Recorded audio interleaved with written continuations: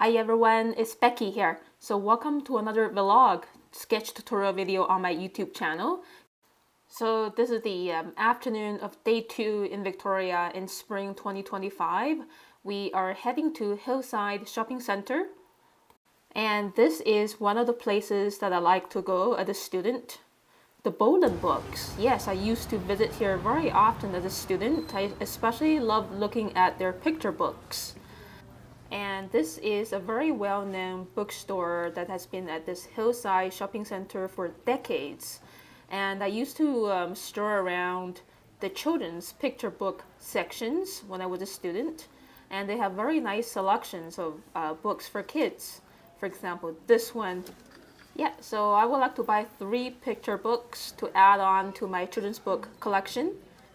Yeah, so this one is another classics that I need to add on to my collection.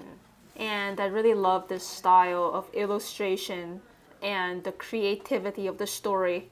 Here I'm just looking at this nice book created by a fellow sketchbook artist and writer. Very nice sketchbook pages. And moving on to the food court area of Hillside Shopping Center. And I used to grab dinner at this Chinese food vendor when I was a student over 10 years ago, and it's still here. And here's a look at the food court. Very spacious and bright. So I got a big bowl of wonton soup as a quick lunch. I don't like to eat too much when I'm traveling because I tend to get very sleepy if I eat too much for lunch. So just a nice soothing bowl of wonton soup. And then we're moving on to the quiet neighborhood of Oak Bay in Victoria. So these trees in Victoria, I think they look very different from the ones in Vancouver. These trees are always like greeting us with a friendly gesture. And here we are arriving at Kettle Point, one of the beaches at Oak Bay.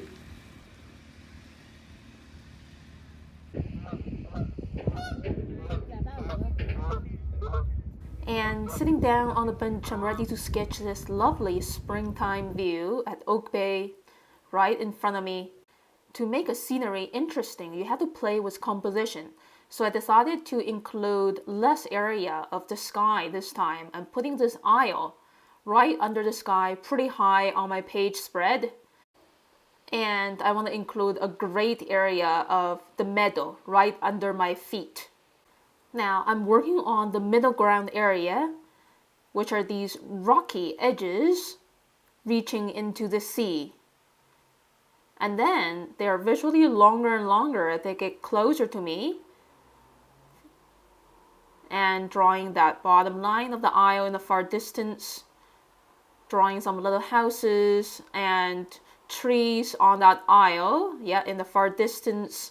Using much lighter hand pressure to suggest the foliage on that aisle.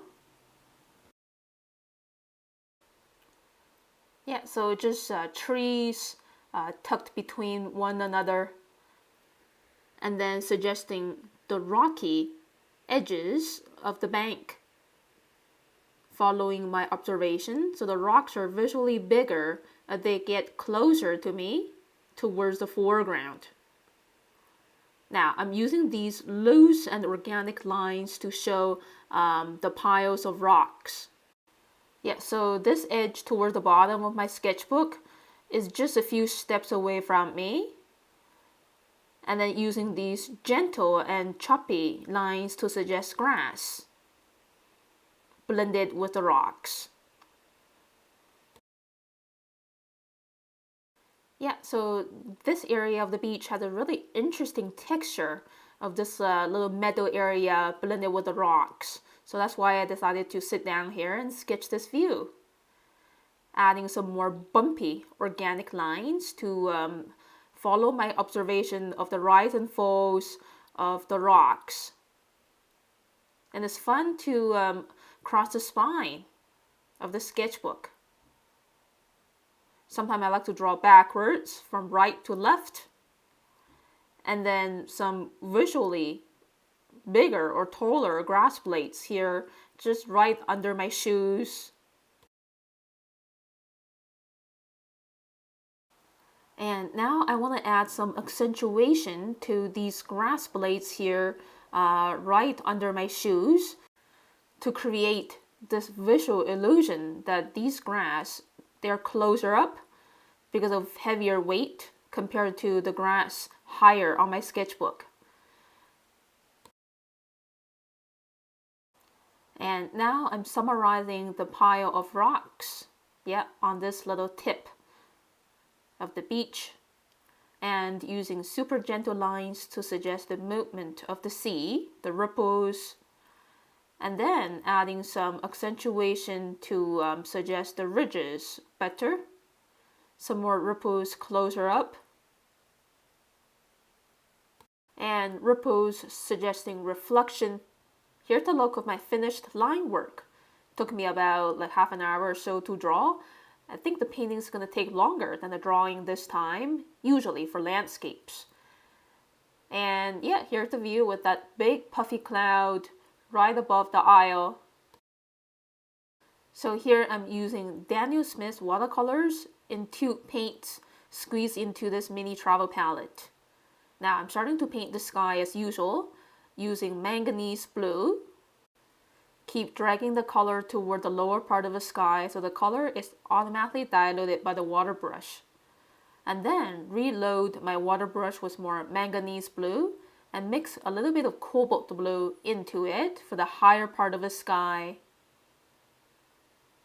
And yeah, just wrapping around the bottom of the cloud with this thin stroke of very diluted manganese blue.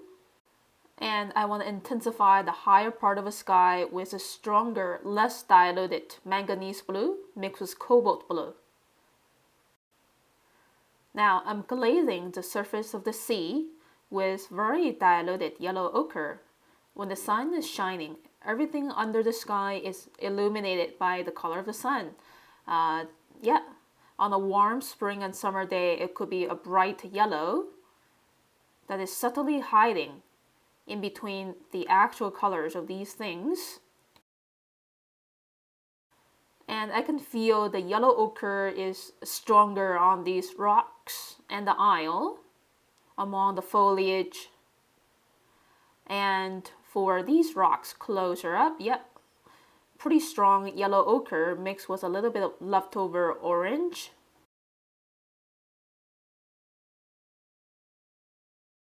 So this foreground area is a mix of rocks, grass, and bare soil. So these colors, the warm colors are my first impressions of this area. Yellow ochre, a tiny bit of orange, and also a bit of burnt umber.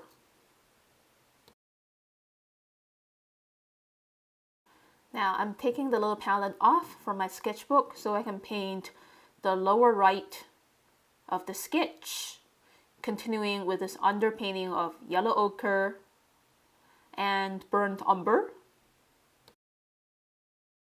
Now I'm taking a break from continuing to paint the meadow area, just let those colors to dry. Now the underpainting for the sea area is pretty much all dried. Now I'm doing the overlay of the surface color of the water by using cobalt blue and a little bit of leftover green from the palette. The color of the sea can be very magical, blue and many shades of turquoise. Mixing spring green, hooker's green with cobalt blue to get this turquoise green for the water closer up, using thinner brushstrokes for the ripples that I can see the details better closer up. Right now, these are pretty light tints of blues and turquoise. Now, I just grabbed some more concentrated blue to wet into wet blend with a lighter tint for a bit of value transition. And also adding some heavier tones of cobalt blue mixed with hooker's green to suggest the shadow of that inlet landing on the distant water. and just gently reload my brush with just a little bit of turquoise green. A very subtle brush stroke. Now I'm mixing Hooker's green with yellow ochre, pretty intense, kind of like a mid-tone of green to paint the foliage on that distant inlet using these loose, choppy brush marks. Playing with value transition. Some brush marks are loaded with more pigment and less water, or a higher ratio of yellow ochre, because some of those trees are receiving more sunlight, looking more yellowish. And don't forget to add some contrast. It's all about keeping a good balance of light, medium, and darker tones when painting anything. Yeah, and some more stronger brush marks of yellow-green, playing with a ratio of yellow ochre and Hooker's green. Okay, now I think I'm ready to move on to painting the foreground meadow area. I just mixed spring green with yellow ochre. Again, playing with a ratio of spring green and yellow ochre by going back to my palette every couple brush marks. So I have color variation. Every brush mark is a slightly different color definition of yellow-green. For the grass closer up, I'm using more specific brush strokes, just using the tip, the few hair on the brush bristle, holding the brush 90 degrees to the surface of the paper to get these refined brush marks. But again, always keeping it loose and relaxing. Yeah, so using just pure spring green now, which is a beautiful color. And some more medium green with a higher ratio of yellow ochre for these grass. Fresh spring grass. And let's add contrast by punching on a bit of Hooker's green so the yellow green would glow even more, yeah, with a darker green on top of it or beside it. So now I'm adding contrast or shading by mixing a little bit of burnt sienna into Hooker's green. At the same time, I'm suggesting the layers of rocks even better now by using this shade of green. Yeah, and it's always satisfying to add on these shading tones. So when you're painting, you just have to know the system of starting with the lightest tone and then some mid-tones, and don't forget to shade. When you're shading, you need to leave some parts of the mid-tones and the bright tones untouched. So there's a good balance of these three tones in your painting. Now, moving on to painting the rocks. Starting with burnt sienna. Now, I'm using my thinner tip Faber-Castell water brush. And the brush bristle, it feels a little different compared to the Holbein water brushes. The brush marks are a little bit more delicate. And yeah, creating shading by using a less diluted burnt sienna. And some thinner brush marks by holding the brush perpendicular to the paper. I'm also secretly blending on a little bit of orange because when the sunlight is kissing these rocks, the brown, I think it tends to turn a bit orangey under the sun. And adding some more intense brown, especially for this area crossing the spine of the sketchbook. Intensity, I think, is always important, but we don't want to overdo it. Yeah, and some strong yet pretty saturated burnt sienna. Mixing a little bit purple, yet to shade brown.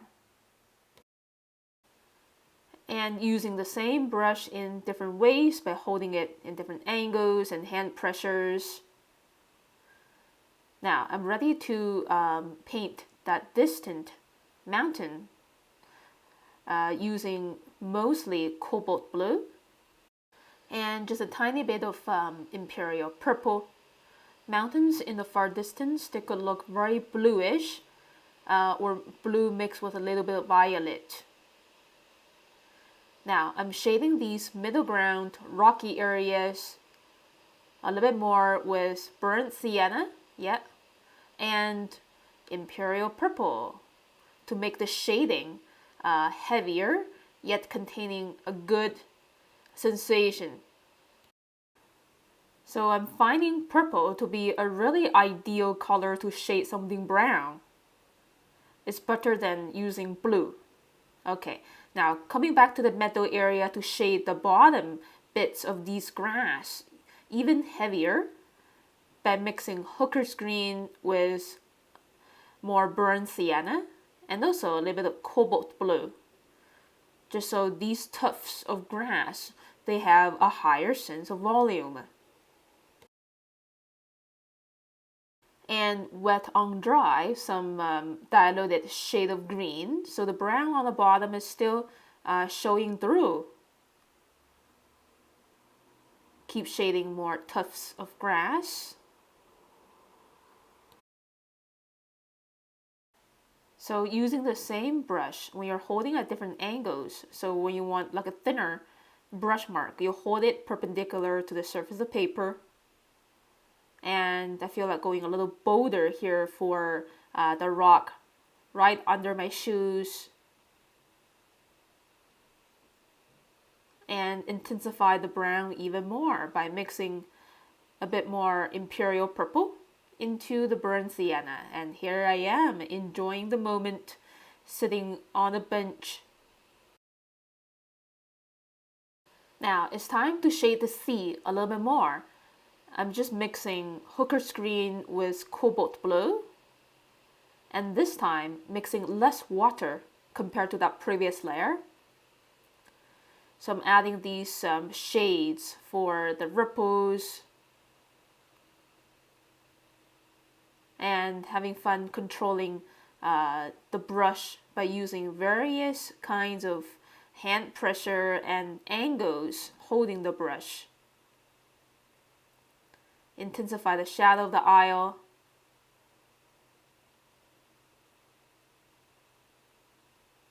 Okay, and mix some more turquoise, this time a little bluish.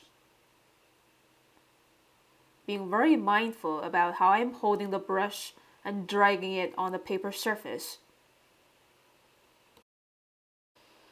And I see a lot of these delicate little ripples and also the reflection of this little rocky tip. And shade the bottom bit of those faraway rocky tips reaching into the sea. Now I want to intensify the foliage colors on that inlet. This is still hooker's green mixed with burnt sienna, but this time, as you can see, containing way less water compared to that previous layer. So yeah, this is very similar to I painted those grass in the foreground, building up volume and grabbing some blue and purple to shade these foliage a little bit, especially for the top edge. Because trees in the far distance, they could look a little blue-violet. Yeah, so according to aerial perspective, a lot of things in the far distance, they could look blue-violet. And yeah, just using these small choppy brush marks to get the definitions suggested. And as I mentioned earlier, imperial purple or any kind of purple violet is a nice color to shade something brown. Now it's time to shade these puffy clouds, and I like to mix cobalt blue with imperial purple. This is the kind of gray that I like to shade anything white or gray. For example, a white glass bottle. So as you can see, the bottom edges of those clouds are more shaded. the top of the clouds are very mildly shaded with lighter gray. And yeah, just not reloading my brush anymore, continuing to use the residue of blue-violet kind of gray. Keep dragging that with my water brush, so I automatically get a lighter tint. And I want to reload my brush to shade the bottom edge of the next cloud. And this is a more bluish gray with a higher ratio of cobalt blue.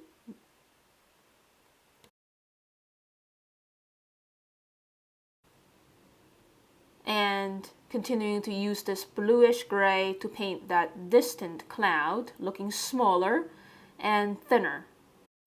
And this cloud in the distance, it may not be small, but because of aerial perspective, clouds far away needs to be painted in thinner brushstrokes and smaller sizes to show perspective. There's perspective everywhere.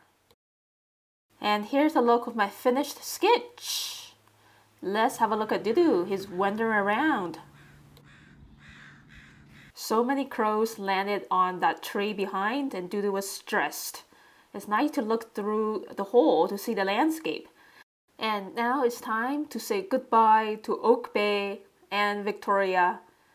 We're driving back to the ferry terminal to catch the, I think it's a 7 o'clock ferry back to Vancouver. And it's wonderful to visit Victoria in the spring. And here we are back at Swartz Bay. The ferry was actually delayed for 45 minutes, so I missed the time to sketch and paint the sunset colors from the ferry. Such beautiful pastel colors of the sunset. But I think the color is going to fade away very soon, and I may not have time to sketch it. Here I am sitting down, and yeah, the colors have faded away, so I'm just capturing the last glow of the sky before dark. So thank you so much for watching this video, everyone. If you like it, please click like and leave me a comment below. Subscribe to my channel for weekly updates of my life and sketchbooks. See you soon again, everyone. Take care.